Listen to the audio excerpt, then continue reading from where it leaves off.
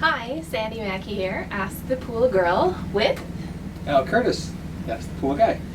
So today's topic is giving back and making the world a better place through paying it forward, kind of gestures and relationships and things like that. So I just wanted to touch on a few of the things that we attempted to talk about in a podcast last week where we Had a malfunction, bantered let's just say. back and forth for about an hour and a half, and then we figured out we lost the sound. So by popular request, here we go again, trying to recreate a little bit of the magic of that night. So let's set up the back story or the background of where we're trying to go to give people an idea. In business, certainly what we found out versus, we'll talk a little bit about the old style of how we did business versus how we do business today. And there's a give back part that has become so powerful for us that we call marketing, which it is marketing because marketing is just helping you tell your story, but it's really just about giving back. And that's both to paying customers that pay us for service, but it's also giving back to those that help us, whether it's our suppliers, whether it's our auto mechanics that repair our vehicles, or any of the ancillary things around us. And I don't know that most people in business recognize how valuable those relationships are, other than from a taking perspective. Because, sure, a supplier's job is to provide you product, and they should do everything they can to gain your business. And yet what we found out is it's not necessarily that way. It doesn't have to be, at least. No.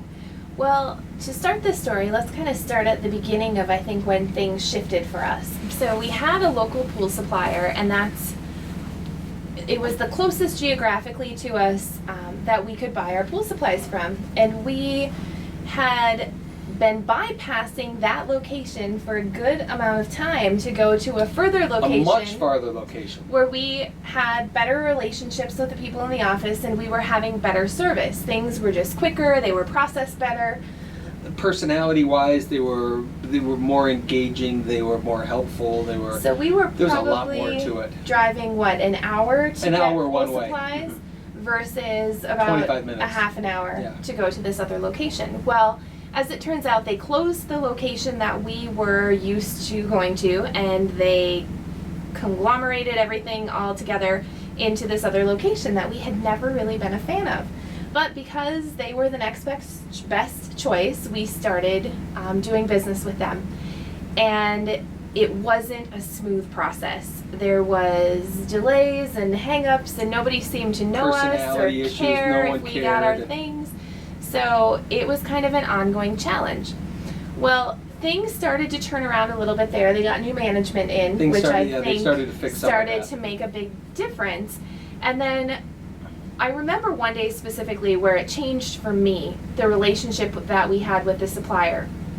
I had called in to find out if they were going to be able to drop ship something to a customer for me that day. And when I got the girl on the phone that was helping me, it did not go well. She kind of told me it couldn't happen, there's no way it could happen. So I got in my car to drive to the supplier. Well, when I got there, I found out that, yeah, they had figured out a way to work it out. And then I was able to leave knowing that I had my situation handled.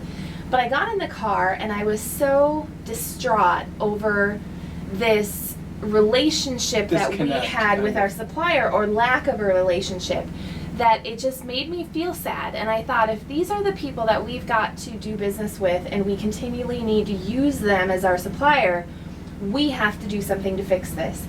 And I think I was even on the phone with you, and I said, I never want to have to leave this place feeling like this again, so we're going to do something about it. And that was the point where that shifted for us, and we decided that if we weren't getting the service that we wanted just with our status quo relationship, we were going to go out of our way to be noticed. Go the extra mile to do everything. In a good way. So I think the very first thing that I did to start softening them up in the office and maybe get to know them a little better was bring them cookies one day. And it was received really well, and I think that just started this whole pattern of when we could think of something fun and quirky to do to kind of reach out to them to tell them that we appreciated them, then we did that. And it didn't take long, I think, at all before we got to know everybody in that branch a little bit better, and people would smile a little bit more when we came around, to the point now that I would say we have an outstanding, stellar relationship with the supplier. And this spring, Al had even had an idea that we did a little something with them as another way of saying thank you. Well, you know, we had done all of that. We had done all of the typical things that aren't so typical, but typical for us.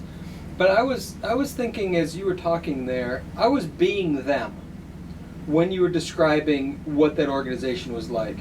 And I was thinking how the people at the top of the organization within that branch, not having stellar skills or whatever it was, just trickled down to these people that just had jobs. And they collected paychecks. And they really had no reason to care. They didn't have leadership that would say, we need to learn to care about all of these people because they do business with us. Instead, I can't even imagine what was going on in there, but I was for a moment being each of those people. And it was about getting paid to do work. Not to build relationships, not to really help anyone, but to do the work that they were being paid to do. And recognizing that as management changed and as a new, more outgoing upper management to be able to soften some of that to help give soft skills to the people in place started to change that. But I know for us, when we changed, they changed, at least for us, because by caring enough and being empathetic toward them and caring enough about them, it gave them a reason to care about us. It was no longer just a job. Now they had a reason to care about us, not just do business with us, but care about us. And I think that was kind of a really key point at that point in time. But then as time goes on, what can we do? What are some of the other things that we could do beyond the typical bring them lunch or bring them stuff? So why don't you share some of the other things that we've done?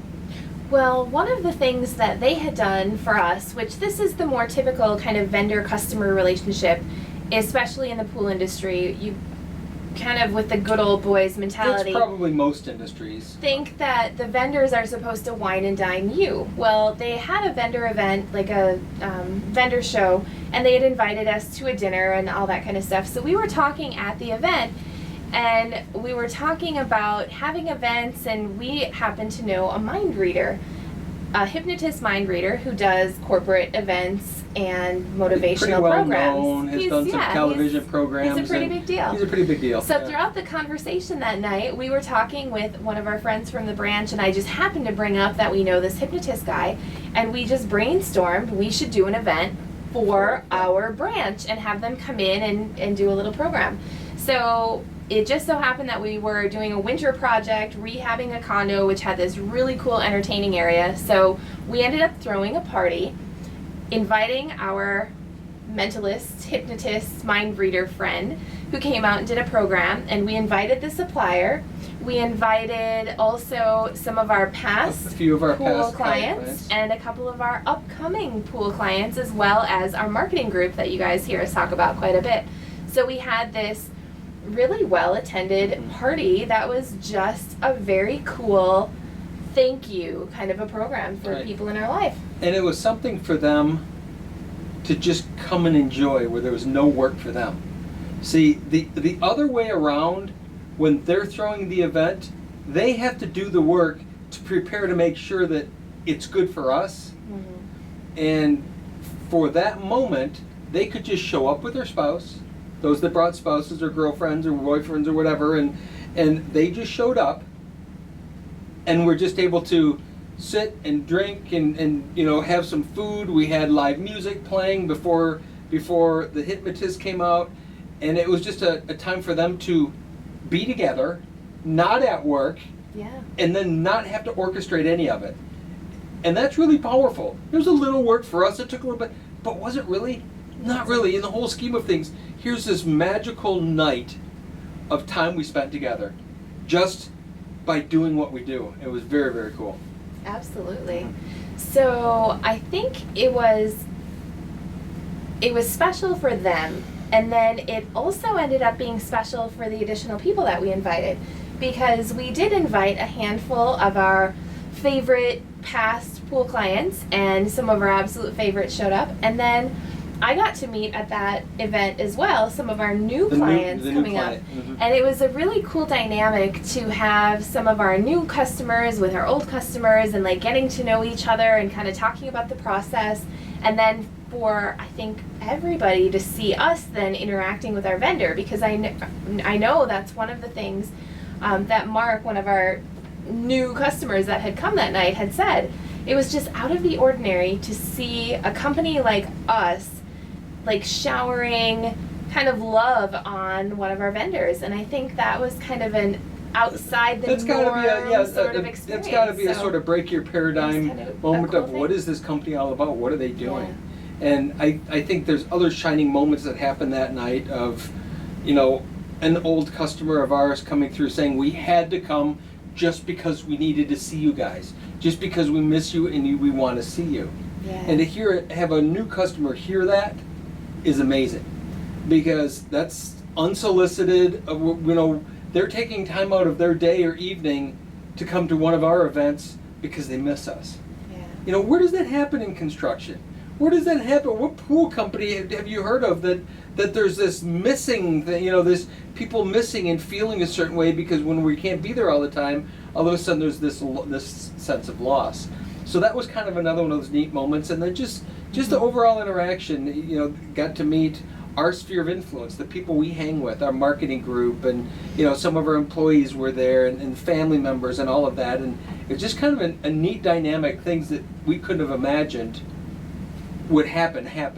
And it was just, it was a laid back, fun filled evening of whatever, but we could all take that with us as, well, that was really cool. Yeah. And I think the more... That's what marketing really is. Wow, wasn't that really cool? Wow, isn't that company really cool? That's really what marketing is. Yeah. And I think the more that we've done things like this, it continually pushes us to set the bar a little higher each time that we come up with kind of a fun idea or something that we can do.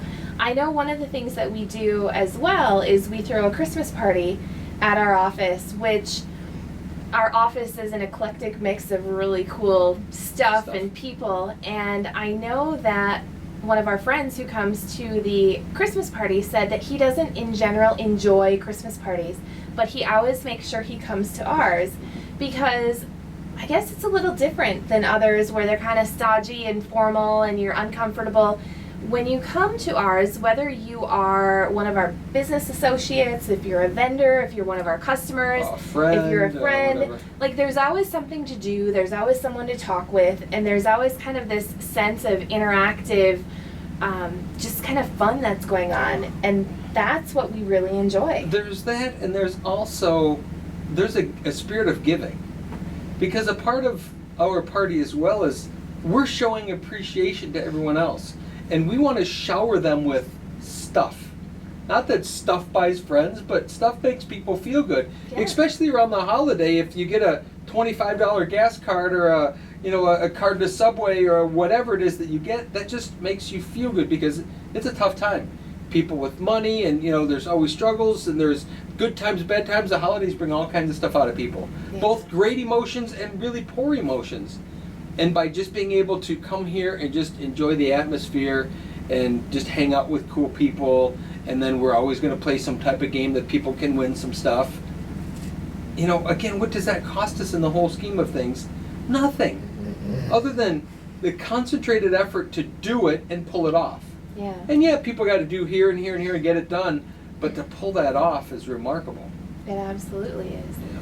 So a couple of the other ways that we... Can I say something right there before you keep going? Thank you. You can't. You're done. We don't have an ROI. It's not like we have a profit loss statement that says, okay, we spent this much money on this party for these people, what do we get? No. Because our marketing never has been that way. It's never been, how can we spend X number of dollars and see what the return on investment is? And sell X amount of pool stuff. Yes. Yeah, it's never been that way, and these parties are the same thing. We just know that the act of giving, the act of doing things that make people feel good, nets us business. It's much like all the time when we give away sweatshirts and we give away stuff. That when that little old lady comes by and you give her a coffee mug with an Ask the Pool Guy logo on it, we never expect that little old lady to buy something from us. But it's that act of giving right here that brings it in from everywhere else. And I really feel sad for people who have to look for a direct return on, if I give you something, what am I going to get back? Mm-hmm. If we give that teenage kid a t-shirt because they think our logo is awesome, do we really think they're going to give us something back? Yeah. Or talk to the right person? No. But the act of that doing just creates abundance for us. It's in the spirit of good vibes out there. I think that's something that we tend to thrive on. And you've probably heard us talk a little bit about Dr. Tom Hill. And one of the life lessons that he imparts when he speaks is collecting a nice kind of database of people that you know. A network, creating a network and fostering relationships within that network. And one of the things that he says is the secret to that networking being so strong is you never ask them for anything. You shower people with gifts, you think of them, and he doesn't necessarily put in those terms, and a gift can just be, I was thinking of you, or a note, and I saw something and I'm sending you a note because I thought of you. So it doesn't have to be stuff. No, right. But it can just be shower people with kind of goodwill, good vibes, good energy, and then don't create those relationships. Expecting something in result. The way a lot of the industry creates those relationships, like a lot of pool guys, I've heard, well, I'm going to see who gives me the better deal, or I'm going to see who has a better trip, or I'm going to, instead of based on the merits of the product or what they accomplish, they're kind of in this game of what can I get from this who can rub my back, the best, or who can take care of me the best, and we don't approach things that way. And I think one of the stories that I wanted to share that really kind of illustrates how this is kind of realized in our life, all we expect from people that we do business with is great customer service. And in order for them to provide us with great customer service when maybe it isn't so great, we try to be better customers.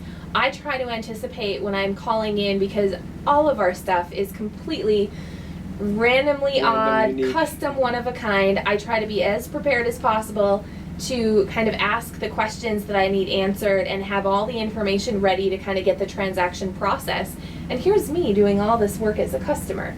But what I want is that company, when they take my call, to be happy to be able to help me versus dreading, this Here transaction. She's calling again. Yeah. Well, one of our suppliers that you've done business with for, long time, 29, 30 years almost, is CAFCO. CAFCO still manufactures our liners. We also buy the True Tile system from Latham, which is now the owner of CAFCO. And the pool steel and lots of stuff. Pool steel. So we've noticed over time, I know Al's done business with them since he used to drive across the border into Canada to get what he needed, because the company has gone through, he found CAFCO, and then they were bought by another company and kind of partnered with another company, and so many iterations later, they're kind of one piece of this larger company, where sometimes it's hard to get that same relationship going with someone that's a little more corporate. Sure. Mm-hmm. So a couple of the things that we've done with CAFCO are we do our books for our customers. And Al had said a couple of years ago, you know what, I would really like to send CAFCO one of our books, or a series of our books that really highlights them in some way. So what we did was we put together a special edition of our pool portfolio with photos of our projects. And on the cover, we had inscribed, Legendary Escapes Pools powered by CAFCO. And we didn't know anybody in the company beyond our sales reps. We knew the sales rep, we knew the guy who helps us, our designer, and we knew a couple of the people in customer service, but we really didn't know who else, in the company is worth sending these to. So what I had done is gone on LinkedIn, and I looked up the company, and I tried to find key players in both the CAFCO organization and in the Latham organization. We had 6 of these special books printed up, and I sent them on their way. Well, as it turns out, I eventually got a note back, a thank you note from the president of Latham, so the head honcho of the whole company, who said thanks for sending the book. And then I also got a call from the guy in marketing, who I think most of the books ended up on his desk, because whoever got them, then they forwarded them to him, because that was more of his department. So that was really kind of cool, and that opened up the line of communication between us and being able to create some conversations. The corporate element in the company. So fast forward that a little bit, and we were at one of the pool shows, which we go to the pool shows, and Al can tell you kind of his story of the pool shows, but I've gone to the pool shows for the relationships and to kind of meet and greet the vendors versus looking for something to be sold or going just for that new product. I've kind of gone for the relationships. Turns out at one of the shows, before I had met Mark, the CEO of Latham, I happened to see him in his booth, and he was wearing his name tag, which is how I knew who he was. So I went up and I introduced myself. I reminded him that I'm the one who sent you the book. Al came along at that point, and we got to have a great conversation with him. And that was a really cool feeling as well, because here we are, this kind of, we're a little pool builder. Boutique we do company, special stuff, and we're pretty boutique. But in terms of the scale of our company, we're kind of small, and we're not necessarily going to get noticed by corporate entities. And just those few little steps, we're able to create this conversation with this company, to the point where at the next show we were invited to the vendor event with CAFCO, and we go to dinner where there's 150 people all having dinner together, and we ended up having a couple hour-long conversation with Mark, who then came and sat with us at that event. So it was a pretty cool way of creating this ongoing relationship. Well, in between those two events, though, we had, a couple months went by, and we'd seen him at another show in Canada. Oh, yeah. And he stopped us in the aisle because he Right. then recognized us and wanted to rebuild that conversation again. Yeah. So it happens that my story with shows is very different, but that's the net result, is there to build relationships. And I very early on, when I took over the company many years ago, I would go to the shows expecting to get something. Like, I'm going to see a new product that's going to change the way I revolutionize the way I do business. And every single year I went home kind of disappointed, because it was, well, it's not going to revolutionize. I saw this really cool thing here. Wow, I'd like to try that there. But there wasn't like that wow moment of, wow, the industry is changing in such a way that I can be on the lead of it. And I was always kind of disappointed, but I went because I'm a seeker. I'm a seeker of knowledge and wanting to grow and stay ahead of things and try to be on the front end, cutting edge as much as possible. But I did everything I could to not go for relationships. I would stop and say hi to the few people that I might have known, that I've done some, they've helped me out along the way. But I very much didn't spend that time in such a way, with a certain way about me, that was to enhance what was happening. To me, it was almost, well, I do business with you and you sell stuff for me, so you should have a relationship with me. That was kind of my thought. Like, well, of course you're gonna have a relationship. I buy tons of stuff from you. And so I never took that time. And I think when that shift finally happened and recognized the shows are all about relationships. It's all about how can we interact with the influential people in the industry to start affecting the change that we want to see in the industry. The best way to do it isn't to stand on the mountaintop and scream to nobody. Instead, it's get amongst the people and start opening conversations and start being different and start talking in a different way, with a different tone and with a different attitude, and be the thing that you're talking, be the change that you want to see in the world. And for me, as we found out, that's where the change happens. Now, we've done all this internet stuff and tons of videos, and we have all that influence of swirl that's happening, but really, until you're face to face with people, that's where the influence really happens. That's where the change can happen. We can create a revolution online, but we have to do the work in person. And I think that's where shows have changed totally for me. And now it's about, who can I see and build relationships with versus what can I find at the show. Because again, I don't have to be disappointed anymore, because there's very few times where I'm wowed by a product. That happens every once in a while, that's really cool, but that's not the reason to do it. Yeah. Well, one of the other stories that I have about CAFCO is from just this last week. So we're working on one of our really special projects. And they all are really special. They all are. Yes, Whichever we're working on is though. really special, but this one is absolutely terrific. And it was coming time for the liner to be going in. So we had ordered the liner, and I had called the supplier and find out when it was going to be shipping. And I asked on the phone when they thought they were going to ship it. It was coming out of Canada. Well, as it turns out, it wasn't supposed to ship until yesterday, which was Monday of like the following week. And I had asked customer service, is there anything we can do to speed it up? You know, any way to push this forward for this really cool customer? And they said, you don't hold your breath, basically. It will be what it is.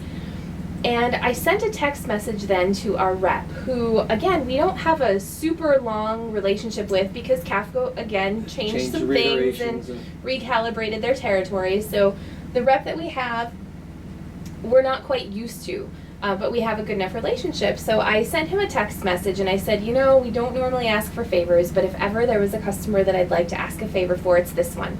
And granted, it was only pushing things up by a few days. You know, I said it's scheduled to ship next Monday. Is there anything you can do? We'd love to get it sooner, you know, and love to get it in for this customer.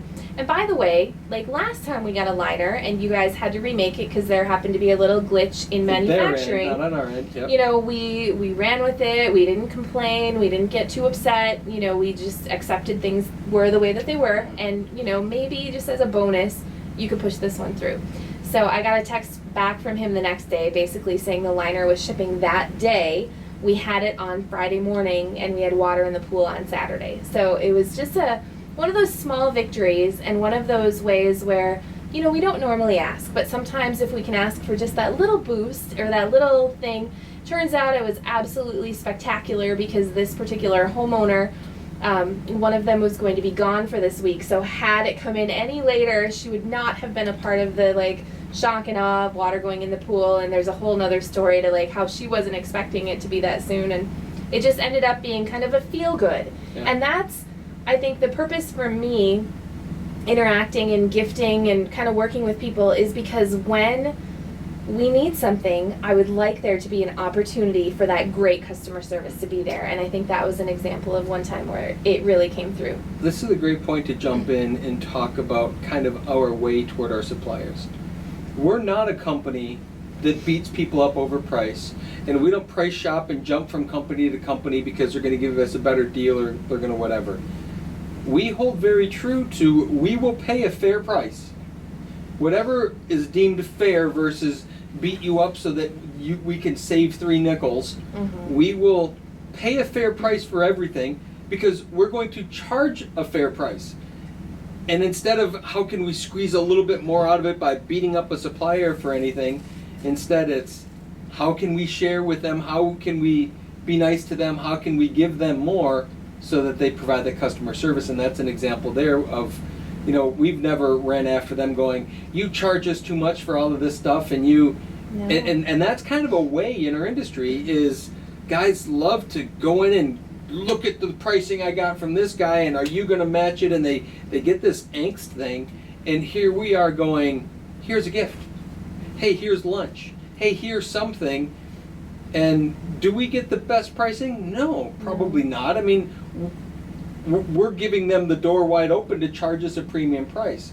But if we focus on that, we miss the rest of it. When we're that narrow focused, we miss everything else. So instead, we've just found, and it's certainly worked for us in everything we've done, that if we just be a really good customer, just like we expect our customers to be really good customers. Yeah.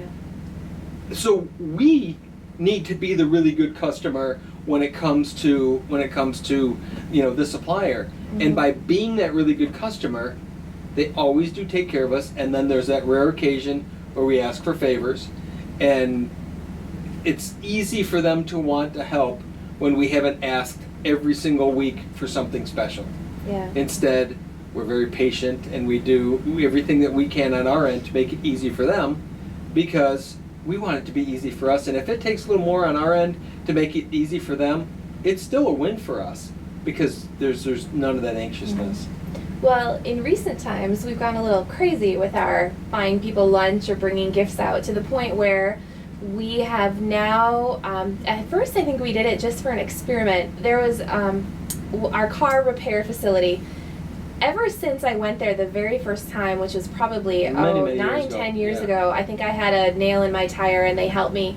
And I left there and I remember feeling like I need to bring them cookies. Like they were just so nice. I don't think they charged me for whatever it is they did. I ended up bringing my car there again. And again, I felt like, I feel like I need to bring them cookies. Well, I finally did one day bring them cookies. And it was kind of a fun thing. And every once in a while now we'll bring in lunch or we'll bring in gifts. We've done that with the plumbing. Left them some money to buy lunch for all the guys. Oh, yeah. We've done that kind of stuff. We've also done that with our plumbing supplier. We've done it with the concrete company. Ready mix company. And then last week or a couple of weeks ago, Katie in the office had put together gift bags for some of our special customers, people that we're currently building for, that we've done recent renovation for. And then we did a lot of our kind of regular service customers that we really enjoy as well. Like a gift mug with some candy in it and a flower and things like that. So she went out and hand delivered these to people, which was also a really good experience in creating stronger relationships with our customers. Because Katie is in the office, she's the one who talks to them on the phone most of the time, and she hadn't been out to a lot of the pools, she hadn't met a lot of the people. So that was also just a really cool thing that we did. And then we had some extras, or we had prepared enough that we could even bring some out to a few of our suppliers. And then you guys had the concrete truck out one day, and the guy driving happened to mention that he'd love a sweatshirt, so Al sent a sweatshirt over to him as well as gifts for everybody in the office. And we hear about that, and I think so few people do it. So few contractors take the time to do that with their suppliers. Mm-hmm. We hear about it over and over and over again. Well, I showed up then several days later to the concrete company at 7:30 in the morning. I needed to pick up some foam for another project, and they're the only ones that have it in the area. They weren't servicing us because the pool was in a different place, but I was getting some material from them. And one of the drivers, who I just sort of barely know because there's a whole bunch of drivers, says, "Oh man, thanks for the mug of candy. I'm still nursing it along. I just try to eat a few a day or whatever." And just sort of out of the blue, he just blurted that out because 5 or 6 days before, however many days before, Katie had shown up with a package for the one particular driver, or 3 days, for whatever it was, and then a bunch of gifts for anyone that was there. Yeah. And again, that doesn't happen in that world. They're probably blown away, and that's a whole concrete company that they probably have never been given stuff. Mm-hmm. And all of a sudden here we are, just because I'm not asking him for a better price. I've never once said, "Hey, can you cut me a better deal?" Ever. I've always, even, and he's a good example of just our certain way, is he will make a comment about, I've the owner of the company is, these other concrete companies are trying to cut, everyone's trying to beat them up for price and all of that. And I've always said, "Johnny, charge me a fair price. I'm not asking you for anything for free. If you need to charge me for overtime because it took too long, I'm not going to cry and complain and stomp my feet and go somewhere else. I'm asking you for service. I'm asking you," and quite frankly, we don't always get the best service either there, because concrete companies get crazy busy, and the weather changes and all of a sudden everyone cancels, and then the weather's good and everyone wants it at the same time, and there's all this anxiousness around it. So I have to understand that. But that doesn't have to stop me from being kind, being courteous, being whatever, and saying, "I'm willing to pay a fair price. I'm willing to pay you because I want to be fair with my customer and I want to provide the best I can provide. I would like you to do it for me." Mm-hmm. And that relationship just works. And then we show up with stuff, which they don't get stuff from anybody. And all of a sudden it's put us on this whole new level that he'll tell people about how we're changing the world. By just being who we are. Doesn't take much to change the world, for sure. Well, on that note of paying a fair price and charging a good price, I know we often in the office get requests for people who want us to do liner replacements and safety covers and things like that. And we are always going to be on the higher end of things. And if we're not, there's a problem. So if I'm ever the lowest bid, I need to know that because we need to adjust something. But we charge healthy prices for what we do. And one of the reasons that we do that is because when we do, we're in a much more comfortable place to be able to give back and go the extra mile for our customers. So an example of that is we had a customer order a safety cover probably 2 seasons ago. So we put the cover on his pool, they took it off, it was stored for the summer. When we went to put it back on the next winter, there was a couple holes in it.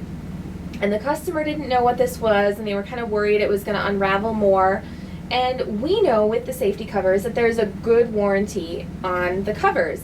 But if it's something that's not caused by warranty or caused Not stitching, it's not that yep. Isn't a seam failure, if it's like rodents or insects or animals or something falls on the cover, then no, there's going to be a fee to replace that. But in this case, our service guy went out there and we were going to patch the holes. We didn't do anything on it in the winter because it would have been too hard. Mm-hmm. So we waited until spring when he took the cover off, and I had instructed him to look at these and then try to patch it, see if that would blend it in. And he reported back to the office that he did put the patches on, but the spots he felt weren't necessarily a failure of the cover, but they weren't anything the customer had done either. So we're not quite sure what caused them. There's a couple of issues. Insects or rodents, probably there were a couple Something had holes, happened. yeah. And so it wasn't our fault. It wasn't necessarily the homeowner's fault. And It wasn't the manufacturer's fault.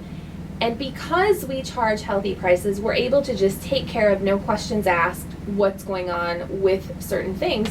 So it felt really good for me to be able to let the customer know, leave the cover out, we're going to ship it back in, we're going to have it fixed, our cost. We didn't ask the manufacturer to give us a break on it. We sent it in knowing it wasn't a warranty thing and that we were going to take care of it. So that's the reason. I think it's a reason why we charge what we do, but even more importantly, if anybody else is in the same position, kind of wondering, well, I think I should get more, but I'm not quite sure how to justify it, it's really hard to explain that to people. And I'll even get phone calls from customers and he'll say, wow, I called around with quotes and you guys are more expensive. Well, we've been doing this a really long time. We're really good at what we do, and we take care of our customers as much as we possibly can. So that's the reason. I think a lot of what's happened with us in recognizing that we're going to charge more is it's our way to make sure that extra money isn't, ooh, how could we line our pockets more? And I think that's probably the disconnect between the guy going, how can I justify more for what I do? True. Is if it's, I want to charge more so that I can just fill my pockets more with money. Granted, this is about making money and all I understand that argument, but if it's, I want to charge more just so I make more money, there's kind of a disconnect there. And that's a really hard justification to a customer that comes to you and says, I have 2 quotes for the same thing, and why would I choose you for more money? Well, I want to put more money in my pocket. That's not a good argument. No. But what we know is we're going to charge more for that because we're going to give back more. Just by virtue of who we are, when we have money to do things with, we do things with it. It's not how can we make more money, it's how can we give more with the money that we get. And what's made that so easy, and I'll contrast us versus X company, that if you're charging just enough margin just to get by, just to make a living at it, at the end of the day, the money's all gone and no marketing's been done. Because you charge just enough to pay everybody and just enough to squeak by to make your mortgage payment and your whatever, there's no money left. How do you really get people to feel good about you, and how do you whatever? On the flip side, being able to charge more for it and justify charging more for it is, now we have, after we get our mortgage paid and after we get all our basic expenses paid, there's this kitty of money left that allows us to do things for people. And the amazing thing is, the more we take that money and do it for people, the more money is in there to do it for people again. Yeah. Now, if you have no money in there to try to do something, you can't do anything, and the next month you got no more money to do the same thing. But what we found out was if we justified our charge, because it's only in our minds. Charging more has got nothing to do with the customer, it's got to do with how we value ourselves. But we certainly know that if we charge more and we become premium, that gave us way more money to put back into what I call marketing, meaning give back. Because that's really what it is. It's a way that we tell our story through gifts. But the net result is the next time we go to do it, there's more money to give back in gifts, which then creates more money to give back in gifts. Well, and you're saying gifts, but I also wanted to kind of bring this around at the construction side because we're about to embark on a project for some new people. And I remember one of the questions that he had asked was, wow, like looking at the price of your pool, like your base pool price is just way more expensive than the next guy. Like, explain to me, he was kind of asking, like, what's the difference? And you had a great answer. It's hard to quantify the art that we put into people's yards. But then on the same token, when we do charge that premium price, we're able to give add-ons that another company would do change orders and nickel and dime, but if somebody wants their sun shelf to be a little bigger, we can do that. Just make it bigger. If there's an opportunity to go crazy on a waterfall and add a fire bowl when somebody didn't expect it, most companies would line item and they would have to charge more for gas. There's tons of expenses involved, and if you look at those dollar items and things, then it stops making sense for the bottom line. But if you don't have to focus on the bottom line because you're doing it for the right reason to do it, the net result is it doesn't hurt at all. It's exciting to go, wow, we're going to do secret this, secret that, what we're going to do. And that was trying to explain to that guy when he was asking about this project was you're buying the art part. And the art part can cost anything. We don't know. We don't know from day one to the next exactly what's going right there until the universe just sort of unfolds it in front of us and there's this great opportunity to get this thing. Or find this thing over here, or walk through a flea market and find this awesome this thing or that thing or whatever. We don't know what that's going to cost. And there's no way of quantifying my artistic budget is going to be exactly this. No idea. There's times where we would blow past 10 times past that, and then there's other times where we'd be 10 times under it because the universe delivered this cool, amazing thing that we never expected we would have for no money, or find for free, or take down a barn and then use the barn wood that all it cost me was the labor to build this really cool wall fence that cost me the same as a regular steel fence would, but it's 1,000 times nicer. Now I could nickel and dime and go, well, technically I could get $1.73 per linear foot of board, which multiply that by 10 million and it would be an extra, $20,000 for a fence. Or I could say, here's a win.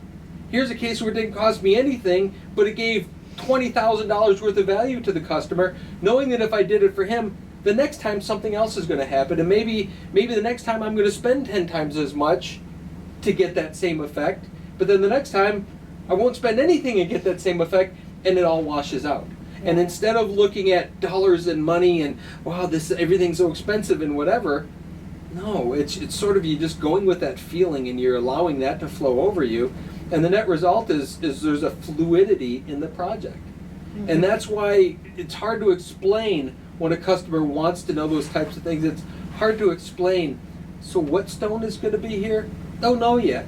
We might even start with stone and put something else in there too, and then something else, and it looks cool, but we would have never been able to put on paper, well, we're going to have 3 boxes of this, and 2 boxes of this, and 4 boxes of this, and this much copper pipe, and this much of that, and how much concrete. We have no idea.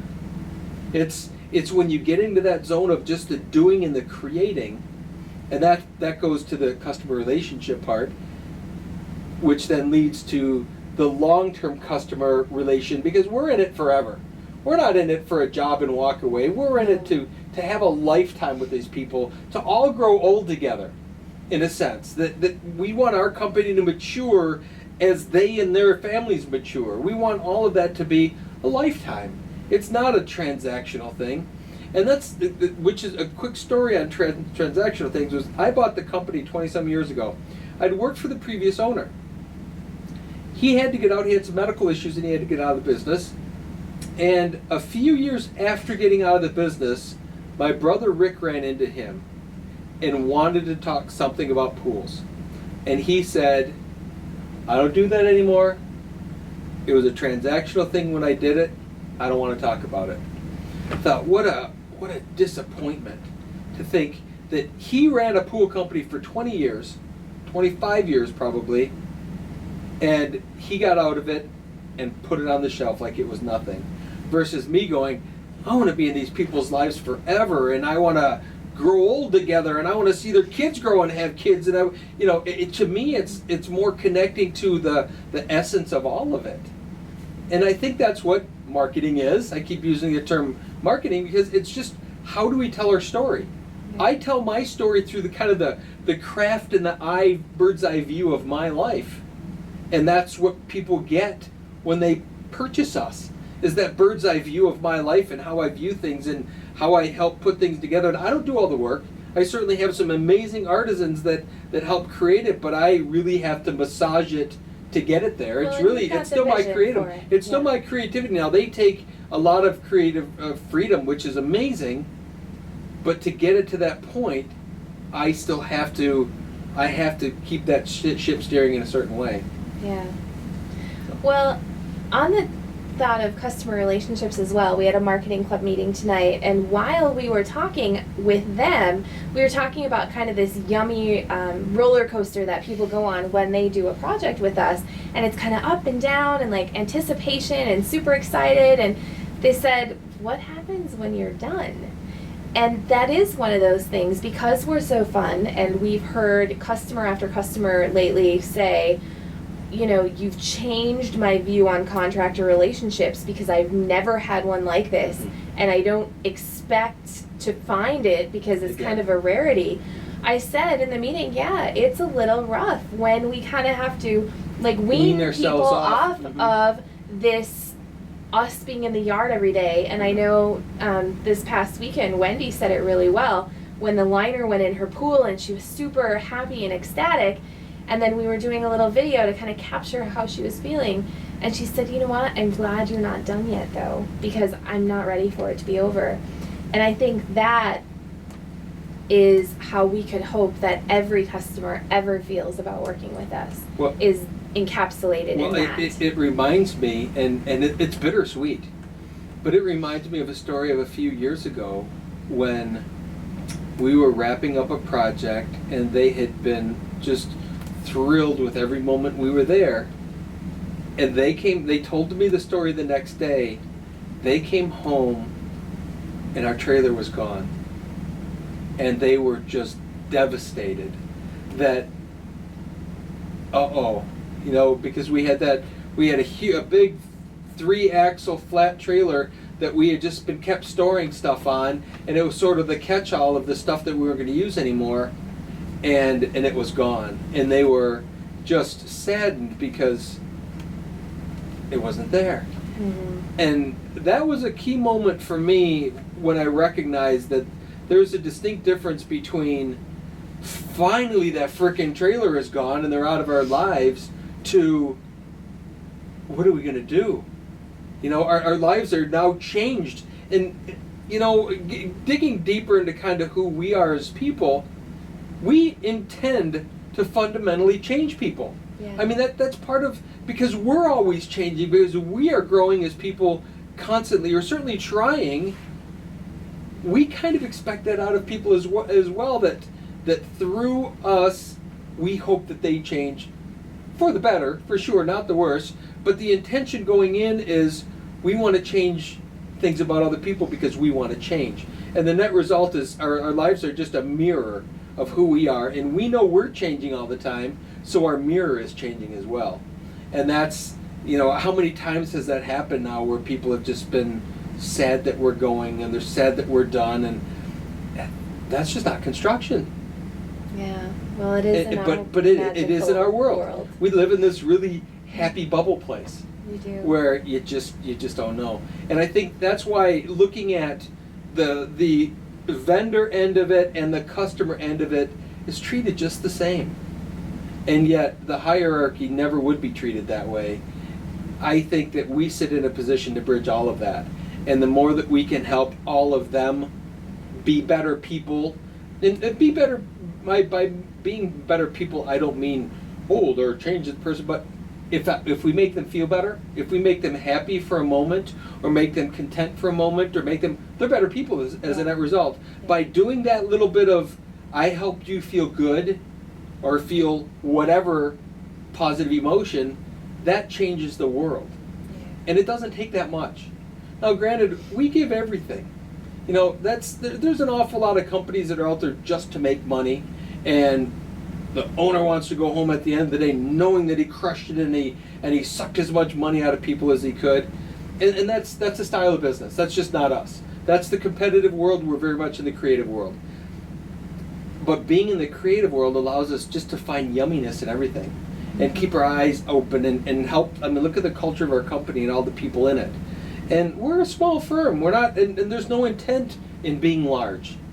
But it's, how can we just be cool, yummy, fun, engaged, pushing ourselves to be better? Because that's a big part of it for me, is we could have many years ago jumped on a train, run down the tracks for the rest of our career doing the same thing over and over.